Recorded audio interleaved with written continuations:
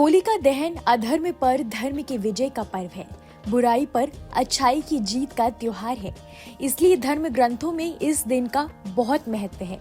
इस दिन का धार्मिक महत्व है, ये तो सभी जानते हैं, लेकिन ये दिन आर्थिक लाभ का भी दिन है, ये शायद कम लोगों को ही पता हो। इस वीडियो में हम आपको बताएंगे कि कैसे होलिका दहन के दिन महालक्ष्मी की कृपा पाई जाए और घर में खुशहाली लाई जाए।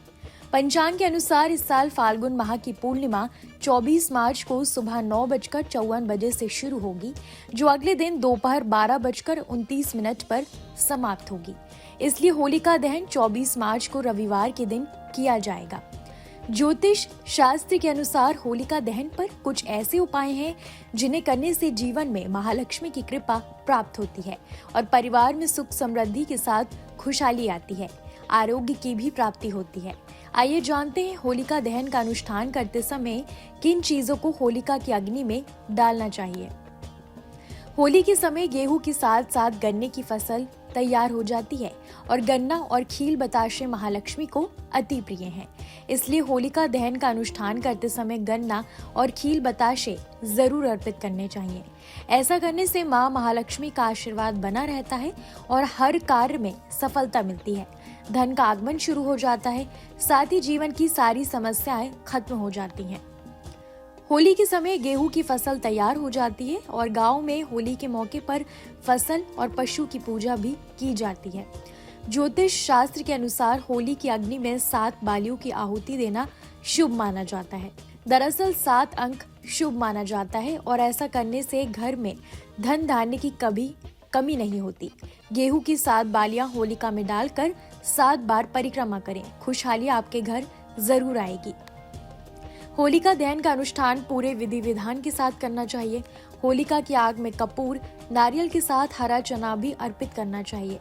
ऐसा करने से मां लक्ष्मी की कृपा बनी रहती है और नौकरी और व्यवसाय में अच्छी उन्नति होती है। साथ ही घर के बच्चों पर भी इसका शुभ प्रभाव पड़ता है। होलिका दहन का अनुष्ठान करते समय आग में नारियल डालने की प्रथा है। ज्योतिष शास्त्र के अनुसार अगर घर में कोई व्यक्ति रोगी या पीड़ित है, उस व्यक्ति के सिर से लेकर पैर तक 7 बार घुमा लें, फिर होलिका दहन की आग में डाल दें। इसके बाद 7 बार परिक्रमा करें। ऐसा करने से आरोग्य की प्राप्ति होती है और सभी रोग दूर होते हैं। लेकिन ध्यान रखें कि अगर घर में कोई गर्भवती महिला है तो नारियल का प्रयोग ना करें। ऐसा करने से गर्भवती महिला और उसके बच्चे पर नकारात्मक प्रभाव पड़ता है। होलिका दहन का अनुष्ठान करते समय गाय के गोबर से बने 7 कंडों के बीच में छेद करके सूत के एक धागे में पिरो लें, फिर उसे पूरे परिवार के ऊपर से वार के होलिका की पूजा करते समय आग में डाल दें। ऐसा करने से कोई भी संकट आपसे कोसों दूर हो जाता है और नकारात्मक शक्तियां खत्म हो जाती हैं। साथ ही परिवार में आपसी प्रेम बना रहता है और महालक्ष्मी की कृपा प्राप्त होती है। इन उपायों के अलावा अब आपको बताएंगे होलिका दहन की पूजा कैसे की जाती है। होलिका दहन के लिए सड़क किनारे या चौराहे पर लकड़ी, कंडे, झाड़ियां इकट्ठा कर 1 सप्ताह पहले ही होलिका तैयार की जाती है। होलिका दहन के दिन लकड़ियों के इस ढेर को होलिका के रूप में जलाया जाता है। होलिका की पूजा के लिए गोबर से होलिका और प्रहलाद की मूर्तियां भी बनाई जाती हैं। पूजा सामग्री में चावल, फूल, कपास, फूलों की माला, हल्दी, मूंग, गुलाल, नारियल, बताशा और 5 से 7 प्रकार के अनाज का उपयोग किया जाता है। इसके बाद होलिका की परिक्रमा की जाती है और होलिका दहन किया जाता है। कैसी लगी आपको हमारी ये जानकारी, हमें कमेंट बॉक्स में जरूर बताएं।